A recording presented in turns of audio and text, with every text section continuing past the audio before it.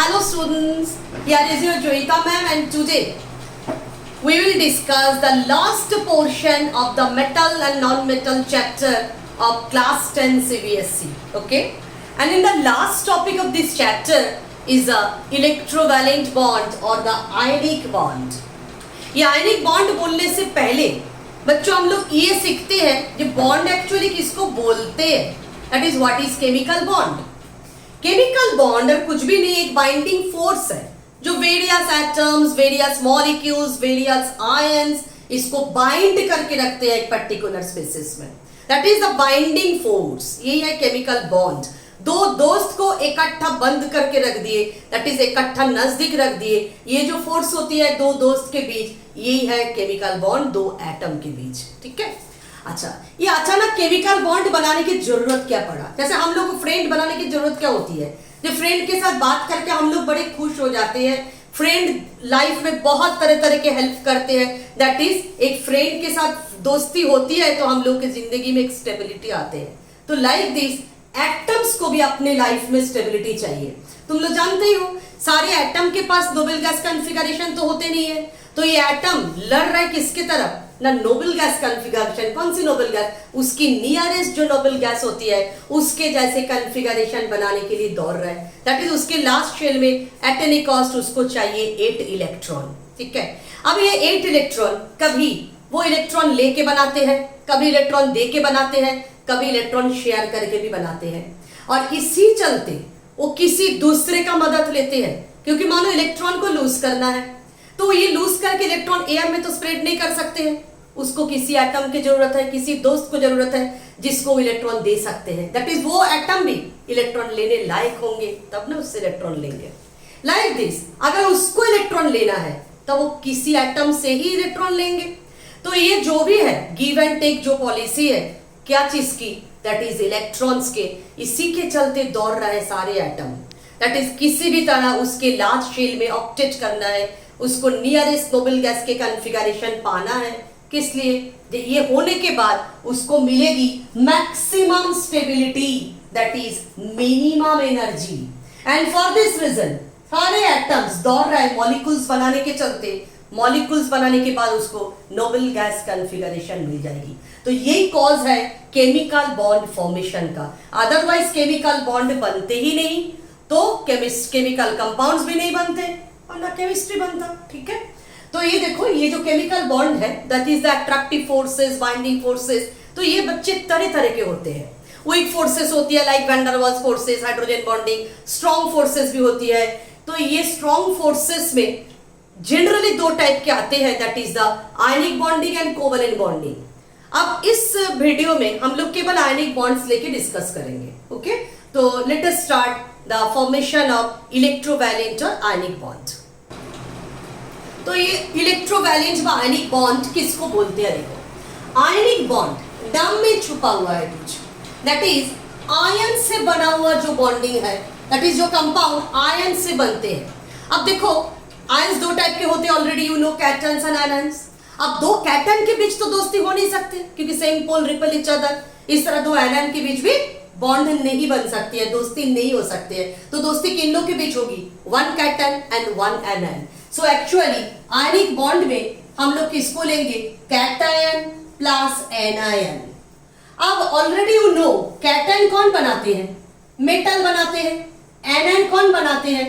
Non metal बनाते हैं. अब भाई क्यों बनाते हैं ये ऑलरेडी हम लोग डिस्कस कर चुके हैं.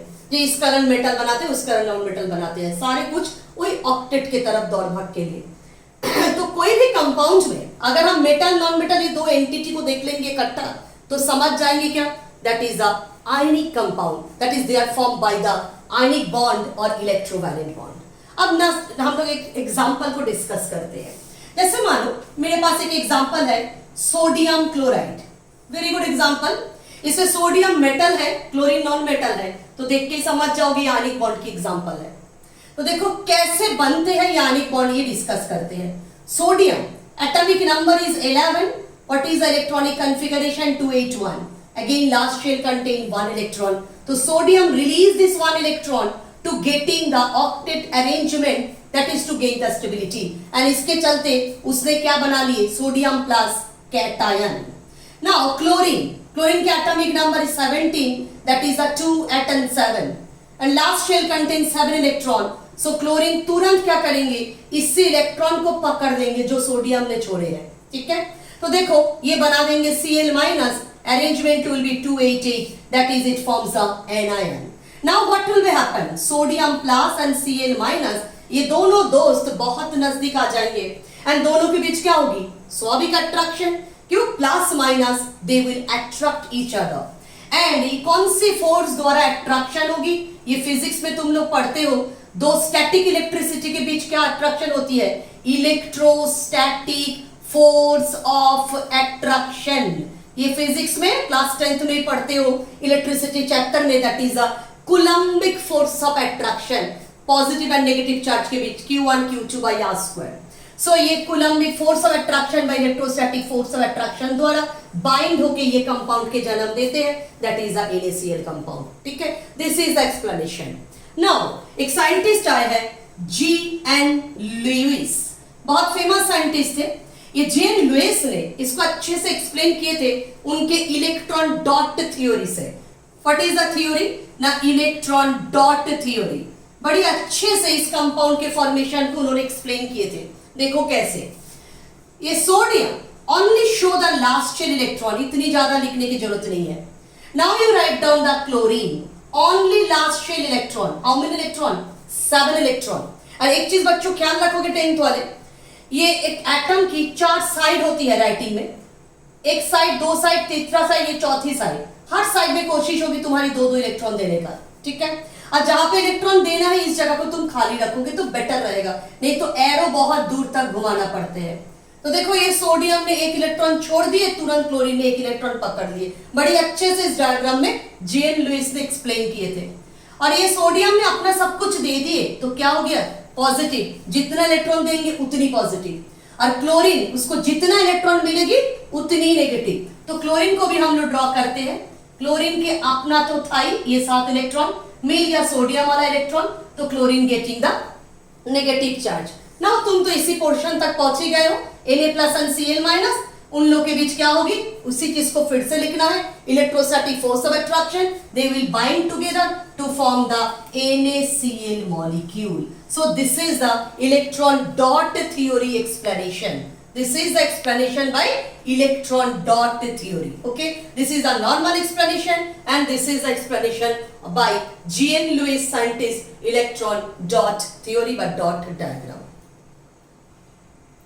Now we discuss another example, MgCl2. First magnesium, atomic number is 12, so electronic configuration is 282. Again last shell contain 2 electron, so it release and form the Mg2 plus getting the octet arrangement. Now again this chlorine is 287, atomic number is 17, except only 1 electron to forming the Cl minus, that is the 288. देखो एक परेशानी आ गया, magnesium ने 2 electron छोड़े तो chlorine ने केवल एक ही इलेक्ट्रॉन लेते हैं। कभी कभी बच्चे लोग ऐसे लिख देते हैं Cl2 minus, avoid this thing, इसके कोई मीनिंग नहीं होती है। बहुत कॉपीज में ऐसे आते हैं बोर्ड में। देखो तो क्या करना है, मैग्नीशियम 2 इलेक्ट्रॉन छोड़ रहा है लेकिन क्लोरीन को 1 इलेक्ट्रॉन से अधिक लेने की कोई कैपेसिटी नहीं है, तो क्लोरीन, ऐसे क्लोरीन हम कितना खरीद के लाएंगे, 2 जो मैग्नीशियम के दोनों इलेक्ट्रॉन्स को ले पाएंगे। तो you just multiply this thing by 2, so actually 2 chlorine accept 2 electron, 2 chlorine मिल के 2 electron, that is each chlorine 1 electron and they will form the 2Cl minus. And now what will be happen, Mg2 plus 2Cl minus, इधर क्या लिख दोगे, electrostatic force of attraction, ये पूरी तरह से लिखना है and it will form the MgCl2. This is the compound. Now you will discuss by the electron dot diagram. कैसे, magnesium having 2 electron and here it is chlorine 1 2 3 4 5 6 7 electron, इधर भी chlorine 1 2 3 4 5 6 7 electron. Now देखो magnesium 1 electron इधर देते हैं तो 1 electron इसको देते हैं, तो what will be happen, magnesium अपना 2 इलेक्ट्रॉन दे चुके हैं तो Mg2 प्लस, और इधर 2 साइड में 2 क्लोरीन बन गया है, इधर एक क्लोरीन इधर एक chlorine, and every chlorine getting the octet arrangement with the help of this magnesium. 8 electron, you have to show all the electron, ये याद रखोगे, सॉरी Cl माइनस। नाउ ये Mg2 plus and both this Cl minus, ये सारे मिलके by the electrostatic force of attraction bind together to form the MgCl2 compound. In this way, you can discuss the formation of magnesium chloride. Now we discuss aluminium oxide, Al2O3. What happened? देखो, aluminium. How many atomic? What is the atomic number? 13. What is the electronic configuration? 283. So last shell 3 electron. Aluminium release this 3 electron to having the aluminium 3 plus arrangement, that is octet. And what oxygen will do? Oxygen atomic number is 8, that is the 2,6. So oxygen can accept only 2 electron forming the O2 minus. अब देखो तुम परेशान हो जाओगे, क्यों?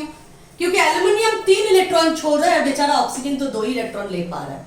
लेकिन electron तो हम खाली नहीं छोड़ सकते यार पे, you have to balance the electron. तुम लोग तो बच्चे मैथमेटिक्स करते हो, तो अकॉर्डिंग टू मैथमेटिक्स 3 को 2 के बराबर बना सकते हो। 3 इक्वल टू 2 कैसे बनाओगे? देखो बहुत आसान तरीका है, 3 को 2 से इंटू करो और 2 को 3 से इंटू करो, both side it will be 6 and 6।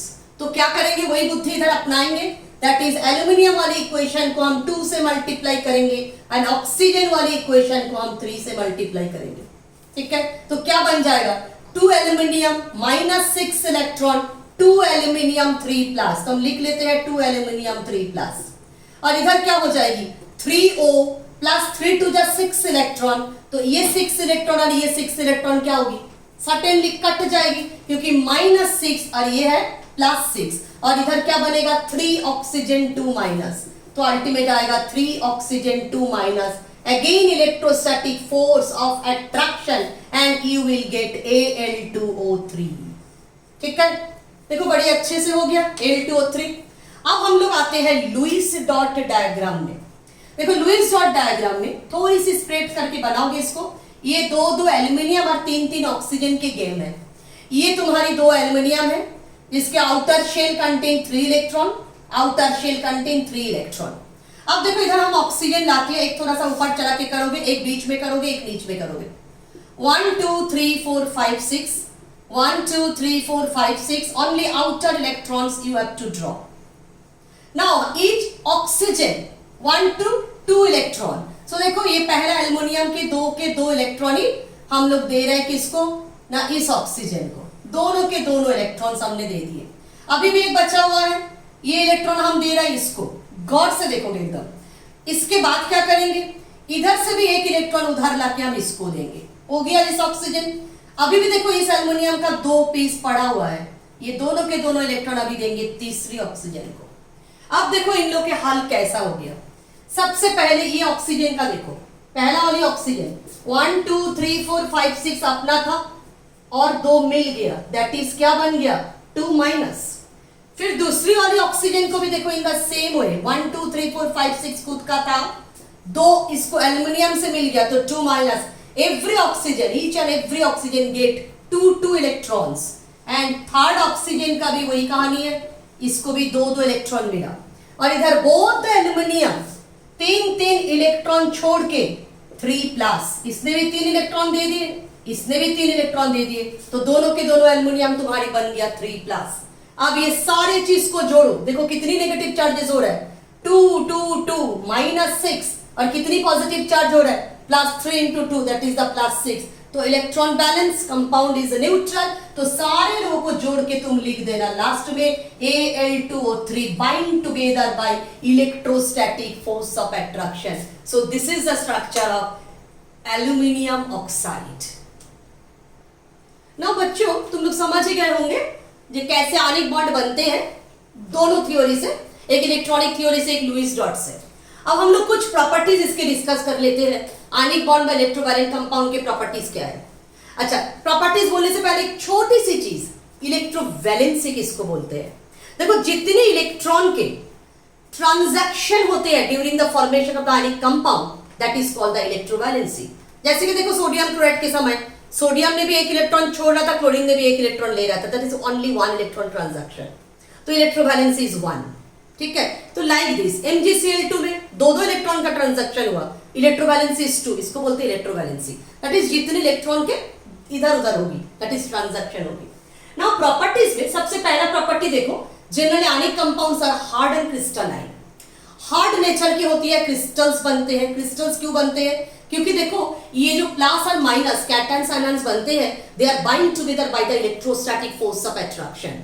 और थोड़ी सी हायर क्लासेस में 11 में जब जाओगे तब पढ़ोगे तुम लोग, ये एक बड़ा सा क्रिस्टल लैटिस बनाते हैं लोग, और ये क्रिस्टल लैटिस के पर्टिकुलर शेप एंड साइज होती है, कोई रंबोहेड्रल, कोई ऑक्टाहेड्रल, कोई क्यूबिक, जैसे कि NaCl crystal is a cubic crystal, और उसमें every Na+ ion is surrounded by 6 Cl- and each Cl- ion is also surrounded by 6 Na+, a large crystalline structure बनाते हैं, that is एक perfect geometrical shape वाला structure बनाते हैं हर एक ionic compound. इसके लैटिस बनते हैं, इस क्रिस्टलाइन स्ट्रक्चर को बोलते हैं लैटिस, इसके एनर्जी को बोलते हैं लैटिस एनर्जी।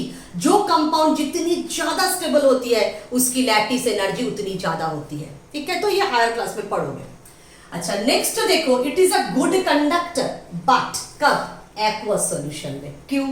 क्योंकि आयनिक कंपाउंड भी जानते हो जैसे मेटल गुड कंडक्टर होते हैं, क्यों? क्योंकि मेटल के अंदर फ्री इलेक्ट्रॉन्स होती है, इसलिए गुड कंडक्टर है। In the same way ionic compound also good conductor, but उसके अंदर इलेक्ट्रॉन्स के लिए नहीं होती है, किसके लिए होती है?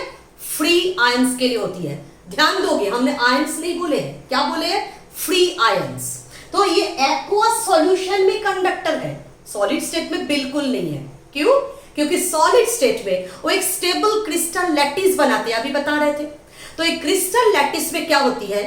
Ions are tightly packed together with each other because positive negative electrostatic force of attraction एक दूसरे को पकड़ के रखते हैं, सारे दोस्त एक दूसरे को बाइंड करके रखे हैं, तो कोई फ्री नहीं हो पा रहा है, तो इलेक्ट्रिसिटी कौन कंडक्ट करेगा? लेकिन जब तुम इस कंपाउंड को मेल्ट कर दो, मॉल्टन स्टेट में लाओ, या उसको सॉल्यूशन में, aqueous solution that is water में डिसॉल्व कर दो, उस समय क्या होती है? वाटर के जो H2 मॉलिक्यूल है अंदर अंदर तक घुस जाते हैं और ये दोनों आयंस को खींच के बाहर कर देते हैं, दैट इज Na+ और Cl- के क्रिस्टल के अंदर अंदर घुस जाते हैं और दोनों आयंस को सेपरेट कर देते हैं। तो जब सेपरेट हो जाते हैं, फ्री हो जाते हैं, दे लोग फ्री मूवमेंट करना स्टार्ट करते हैं and free ions become the good carrier of electricity. So I have written here they become the good conductor in the aqueous solution or in the molten state, but it never conduct electricity in the solid state. Understood?